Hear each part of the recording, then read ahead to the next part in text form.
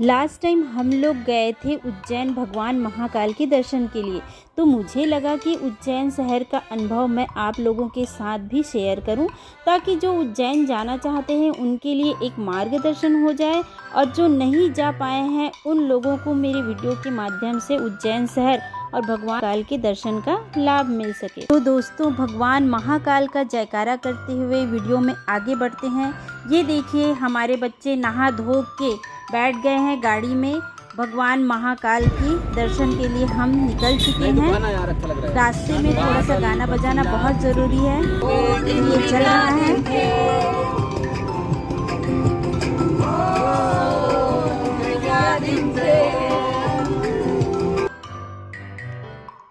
क्या आप सभी जानते हैं दोस्तों, उज्जैन दुनिया के सबसे प्राचीन शहरों में एक शहर कहा जाता है। उज्जैन का प्राचीन नाम अवंतिकापुरी हुआ करता था। उस समय में यहाँ पर सम्राट विक्रमादित्य का शासन था और उज्जैन क्षिप्रा नदी के तट पर बसा हुआ है। आज हम उज्जैन के प्राचीन मंदिरों, जिसमें सबसे प्रमुख है यहाँ का महाकाल का मंदिर, जिसे महाकालेश्वर ज्योतिर्लिंग कहा जाता है, जो कि 12 ज्योतिर्लिंगों में से एक प्रमुख ज्योतिर्लिंग है दोस्तों। उसके बारे में हम थोड़ी सी चर्चा कर लेते हैं कि ये प्रमुख क्यों है और महाकालेश्वर से जुड़ी कुछ रहस्यमयी बातें हैं जो मैं आपके साथ में साझा करना चाहती हूँ। क्या आप जानते हैं दोस्तों, महाकालेश्वर मंदिर में भस्म आरती की जाती है, जो पहले मुर्दों की चीतों से लाई हुई राख से की जाती थी, पर आज के समय में यह आरती पेड़ की छाल और कंडों के भस्म से की जाती है। दूसरी रहस्यमयी बातें हैं दोस्तों, महाकालेश्वर मंदिर के सामने कोई भी बारात निकलती नहीं है। यहाँ ऐसा मान्यता है कि भगवान महाकालेश्वर बाबा के सामने कोई भी घोड़े पर सवार होके नहीं निकलता है। तीसरी मान्यता यह है कि दोस्तों, रात के समय में उज्जैन में कोई भी राजनेता या सेलिब्रिटी रात नहीं रुकता है।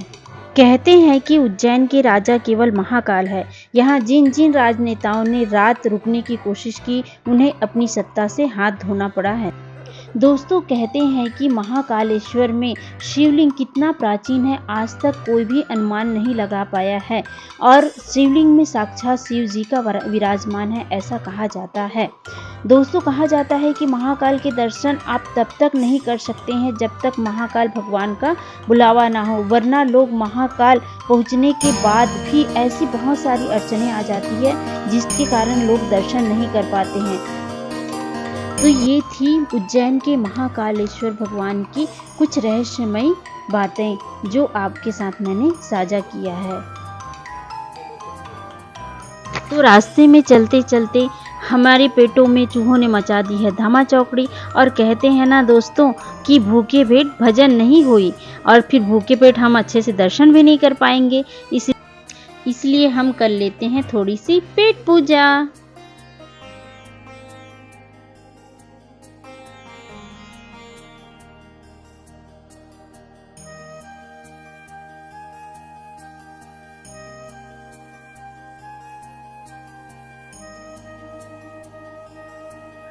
तो दोस्तों, हम सबसे पहले पहुंच गए हैं कृष्ण जी का स्कूल, अर्थात महर्षि संदापनी आश्रम। भगवान श्री कृष्ण, बलराम और उनके प्रिय मित्र सुदामा जी ने यहीं से विद्या प्राप्त की थी।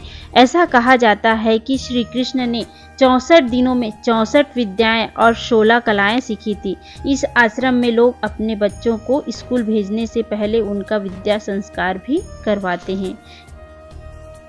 आश्रम के बाहर आते ही देखिए, हमको दर्शन हो गए हैं गणराज जी के।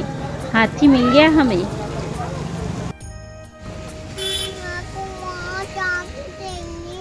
भाग जाएगा तुझे डर के।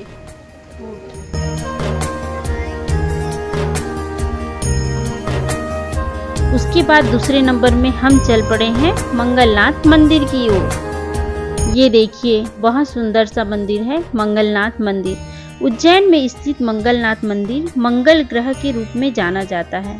पुराणों के अनुसार मंगलनाथ ही मंगल का जन्म स्थान माना जाता है। विवाह से पूर्व युवा या युवती अपना मंगल पूजा कराने के लिए यहीं पे आते हैं। ये देखिए, जब हम वहाँ पे पहुँचे थे तब किसी युवती के द्वारा मंगल पूजा कराया जा रहा था। ये देखिए।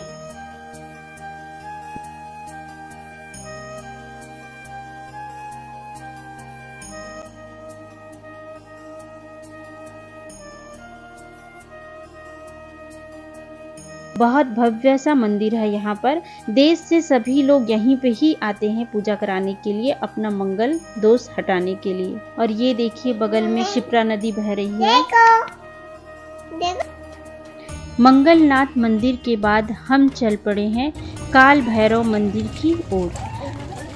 जी हाँ, वही काल भैरव मंदिर, जहाँ दुनिया का एक ऐसा मात्र मंदिर जहाँ भगवान को मदिरा यानी शराब भेंट किया जाता है।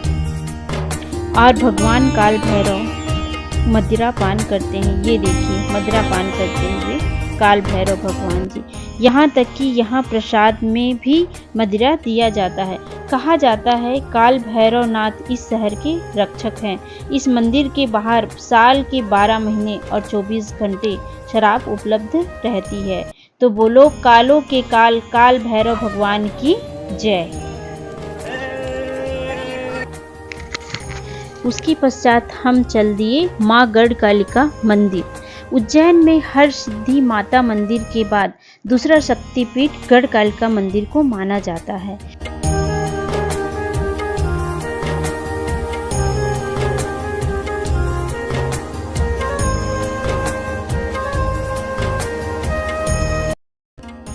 कहा जाता है कि गढ़कालिका मंदिर में माता जी का जो मूर्ति है वो सतयुग में धरती में स्वयं प्रकट हुई थी। और ऐसा माना जाता है कि माँ गढ़कालिका और कवि कालिदास जी का बहुत गहरा संबंध है। महान कवि कालिदास जी प्रारंभ से ही इतने विद्वान नहीं थे। ऐसा मान्यता है कि एक बार की बात है, कालिदास जी जिस वृक्ष पर खड़े थे उसी की टहनियाँ काट रहे थे। फिर कालिदास की पत्नी ने उनको फटकार लगाई। इस अपमान के पश्चात कवि श्री कालिदास जी ने माँ गढ़कालिका की पूजा उपासना की और उनमें ऐसी ज्ञान का संचार हुआ कि उन्होंने कई महाकाव्य लिख डाले और उन्हें महाकाली की उपाधि मिली। ऐसी महिमा है दोस्तों माँ गढ़कालिका मंदिर की। तो आप सभी भी हमारे साथ माता गढ़कालिका की जयकारा करिए। जय माँ गढ़कालिका। इसके पश्चात हम आपको लेके चलते हैं उज्जैन का सबसे प्राचीन गुफा भरथरी गुफा, जहां राजा भरथरी ने 12 साल तपस्या की थी। 12 वर्ष तपस्या करने के बाद उन्हें भगवान विष्णु के दर्शन प्राप्त हुए थे और इसी गुफा का प्रयोग करके राजा भरथरी चारों धाम की यात्रा पर जाया करते थे। जैसा कि आप लोग देख सकते हैं दोस्तों, यहाँ का गुफा का रास्ता बहुत ही संकीर्ण था और कोई भी व्यक्ति इस गुफा में 1 मिनट से ज़्यादा रुक ही नहीं सकता था, क्योंकि ऐसा प्रतीत होता था कि जैसे कि सांस रुकने लगी है, दम घुटने लगता था। लेकिन ऐसी मान्यता है दोस्तों कि आज भी यहाँ इस गुफा में साधु संत रहते हैं और प्रतिदिन गुफा में शिव जी की शिवलिंग स्थापित है जिसकी पूजा अर्चना की जाती है। अद्भुत था दोस्तों यह गुफा। बहुत ही संकीर्ण रास्ता था लेकिन बहुत ही अनोखे तरीके से बनाया गया है इस गुफा को।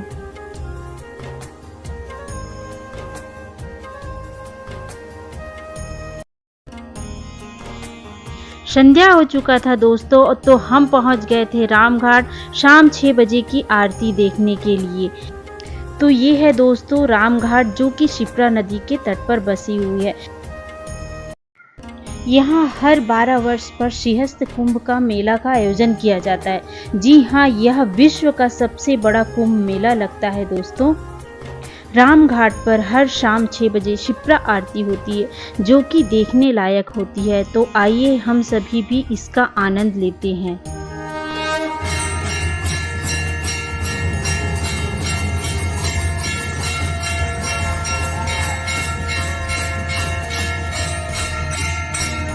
आरती करने के पश्चात दिया, जो भी सज्जन दिया प्रवाहित करना चाहते हैं मन्नत मांग के, वो दिया प्रवाहित करते हैं। तो हम लोगों ने भी एक दिया प्रवाहित किया।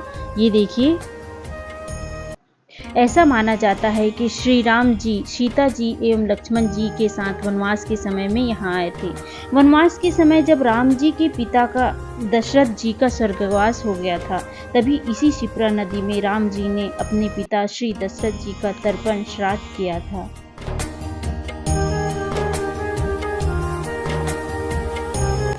तत्पश्चात हम पहुंच गए थे हरसिद्धि माता मंदिर। ऐसी मान्यता है इस मंदिर के लिए कि सतयुग में माता सती के शरीर का अंग इस स्थान पर गिर गया था, इसलिए यह मंदिर शक्तिपीठ के रूप में पूजा जाता है। वैसे ये देवी वैष्णवी है। यहाँ भी शाम की पूजा अर्चना अति भव्य होती है दोस्तों, तो आइए आप भी इसका आनंद उठाइए।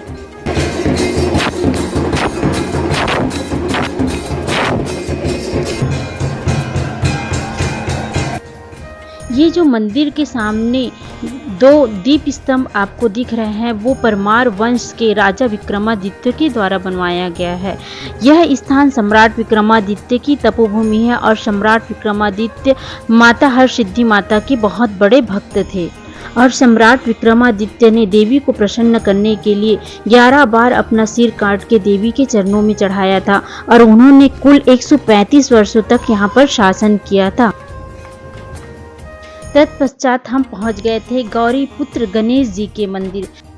क्या आपको पता है दोस्तों, यह गणेश जी की प्रतिमा विश्व की सबसे ऊंची प्रतिमा है। यह 18 फीट ऊंची और 10 फीट चौड़ी है और यह मसालों के से बनी हुई प्रतिमा है, जो कि गुड़ और मेथी से बनाया गया है। इस प्रतिमा को बनाने में कुल 2.5 वर्ष का समय लगा था। गणेश जी की इस प्रतिमा में गणेश जी का सूर्य दक्षिणावर्ती है, जो कि बहुत ही दुर्लभ देखने को मिलता है। तो आइए मेरे साथ बोलिए, गणपति बप्पा मोरया। रात्रि के बज चुके थे 9 और बच्चे ने कर ली है तैयारी बाबा महाकाल के दर्शन के लिए। हमने लगवा लिया है टीका चंदन माथे पे और लिखवा लिया है बाबा महाकाल महाकाल। तो बोलिए बाबा महाकाल की जय। तो चलते हैं दोस्तों बाबा महाकाल के दर्शन के लिए, जो कि आज की हमारी अंतिम मंदिर दर्शन थी। तो चलते हैं बाबा महाकाल के दर्शन के लिए।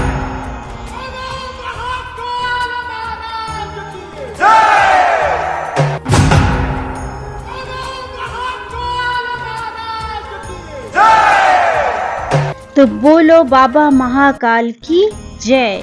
तो देखा दोस्तों आप लोगों ने बाबा महाकाल का प्रतिमा कितना भव्य है, लेकिन दोस्तों हम लोग को अंदर तक पूरा मोबाइल नहीं ले जाने दिया गया, जिसकी वजह से हम लोग ने पूरा वीडियो कैप्चर नहीं किया। ये है बाहर कॉरिडोर का वीडियो जो हम आपको दिखा रहे हैं।